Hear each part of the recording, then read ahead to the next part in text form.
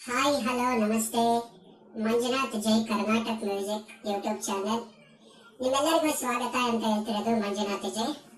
ನಾನು ಈಗ ನಿಮ್ಮ ಮುಂದೆ ಹಾಡ್ತಿರುವ ಒಂದು ಜನಪದ ಗೀತೆ ಅಮ್ಮನ ಮನೆಯಿಂದ ಅತ್ತೆಯ ಮನೆಗೆ ಹೋಗಿ ಅಂತ ಒಂದು ಜನಪದ ಗೀತೆಯನ್ನು ನಿಮ್ಮ ಮುಂದೆ ಪ್ರಸ್ತುತಪಡಿಸುತ್ತೇನೆ, ಹಾಡುತ್ತಿದ್ದೇನೆ.